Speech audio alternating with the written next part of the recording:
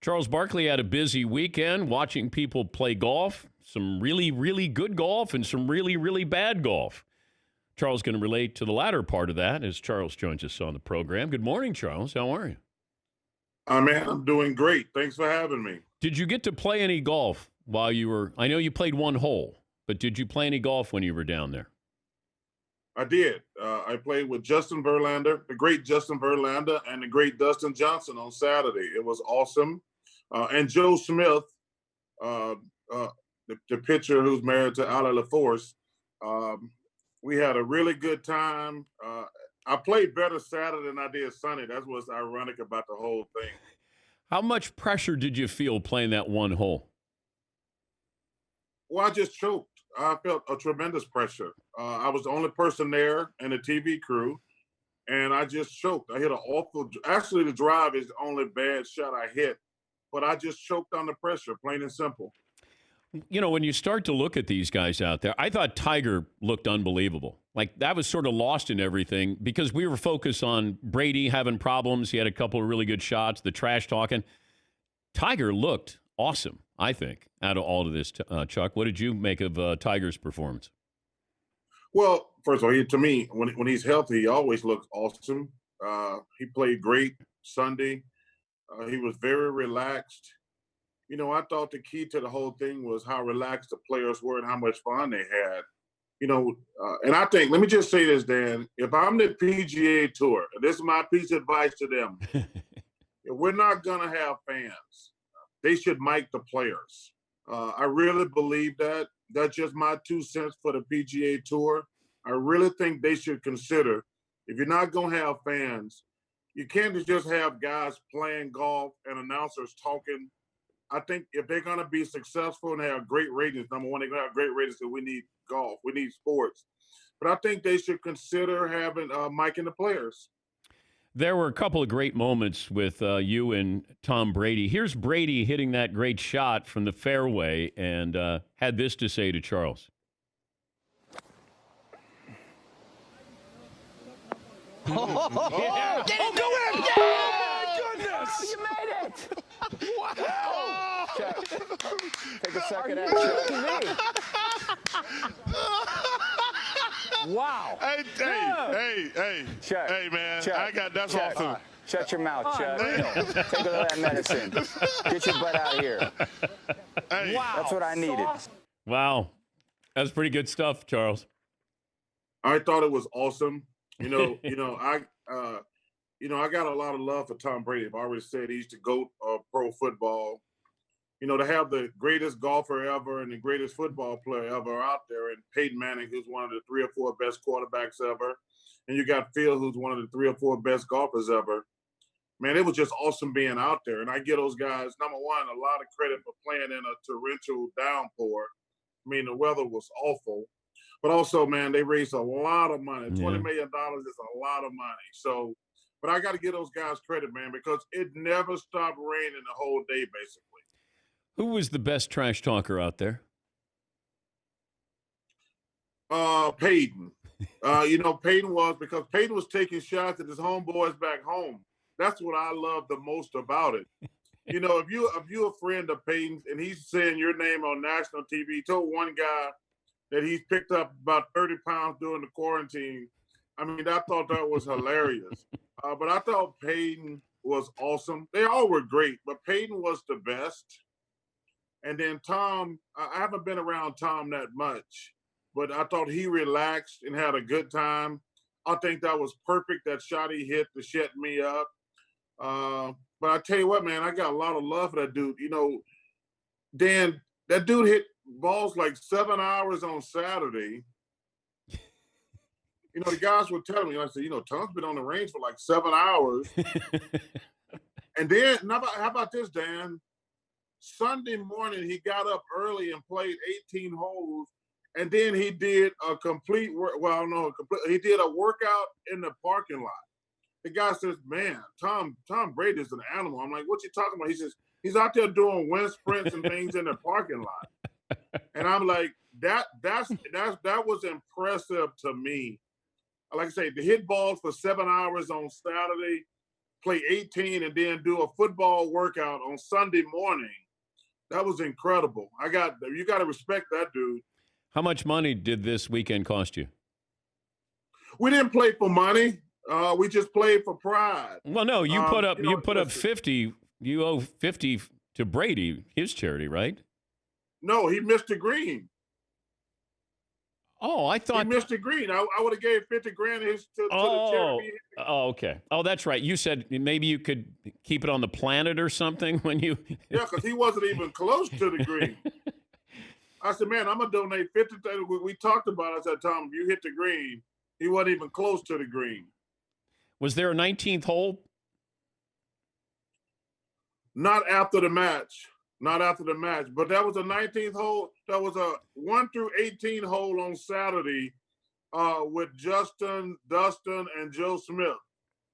Oh, you had some beverages with those guys. Yeah, some call it transfusion. I never had it before. Might be my new drink of choice, transfusion. But if I was going to do this again, which I'm sure the PGA Tour and TNT would want to do this again, who would you have now? Well, I read where Drew Brees and Sergio Garcia want to join. Would Jordan do this? I don't know the answer to that question. I think he should. Listen, it's interesting that Tom Brady can do nothing. Peyton Manning can do nothing to hurt their reputation.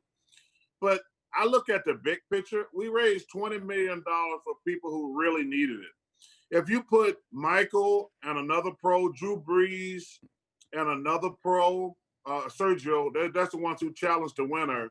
Oh, I think Russell Wilson challenged the winner. So if you could get 10 teams, I guarantee you could probably wait, at least $20 million. Yeah. That was awesome. Would you be playing? If they ask me to play, dude, I'm not going to – listen, as long as I can drink and smoke when I play golf, I'm good. I'm going to have a couple – listen, I'm going to have some drinks and some stogies. I'm not going to be overly concerned about how good or bad I play. I don't think Tom Brady lost a lot of sleep because he was struggling on the front nine. But man, we raised a lot of money for Feeding America and all those other charities, man, and they're really struggling. And anything we can do to help those guys, man, is worth it. When did you realize Brady split his pants? When he bent down to pick up the ball out the cup.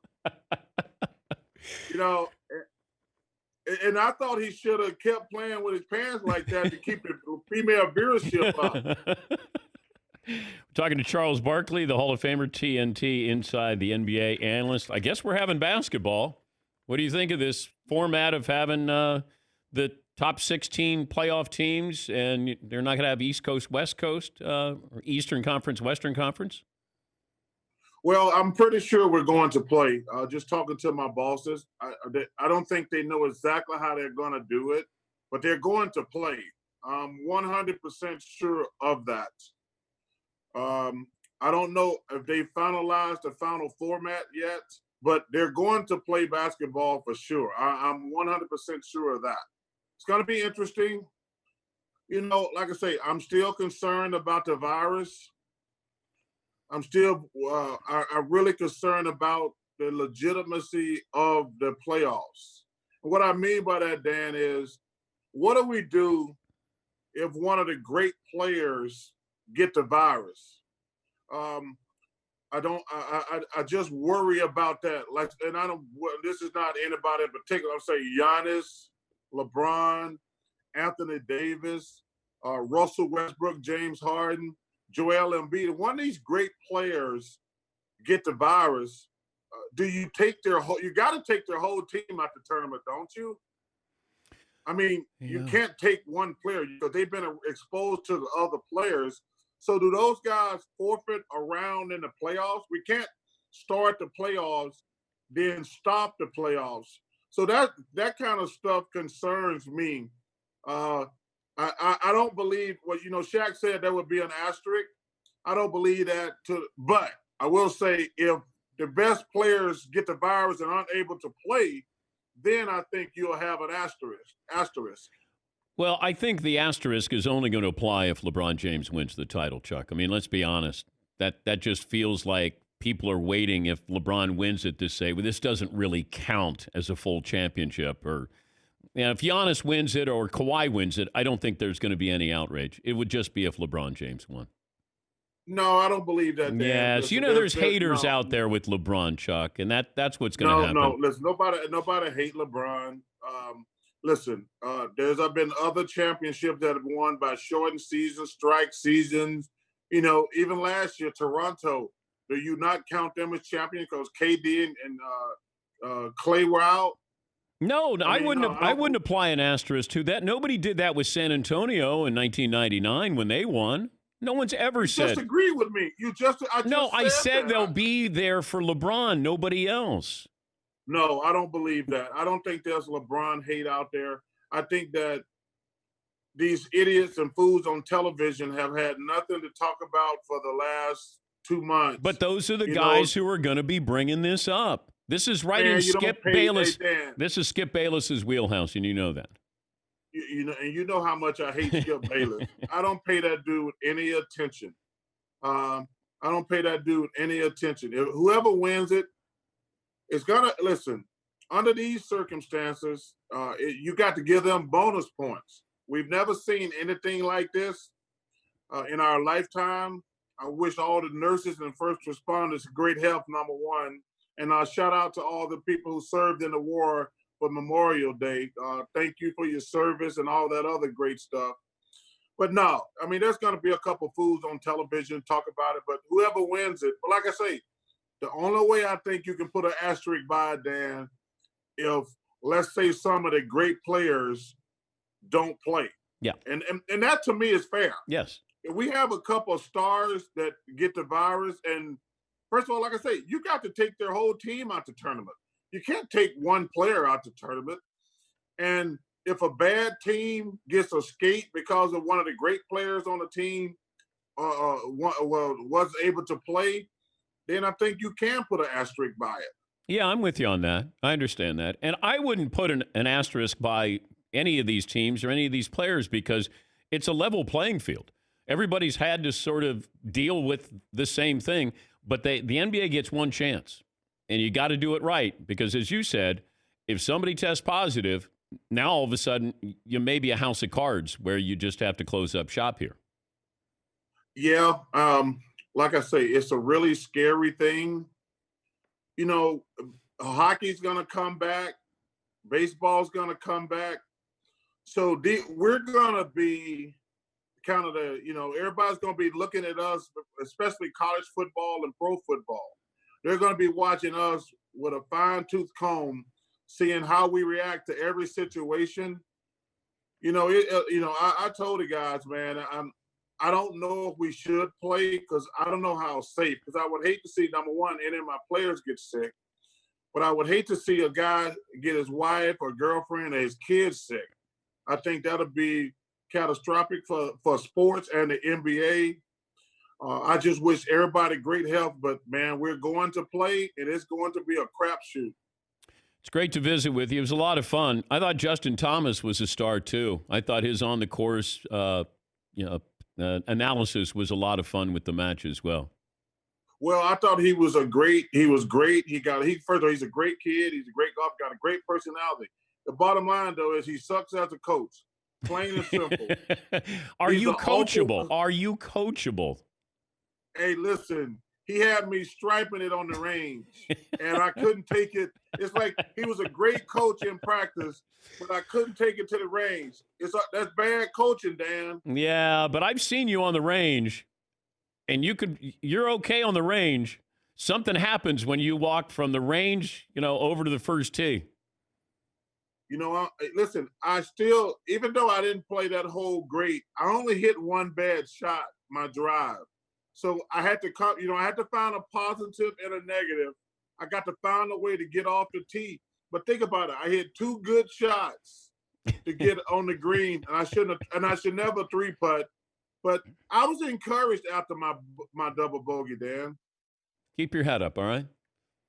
Thank you, brother. Hey, man, you guys be safe. Everybody be safe, and shout out to all the hospitality workers out there who are struggling. Bless y'all. Thank you, Charles. That's Charles Barkley, Hall of Famer, part-time golfer.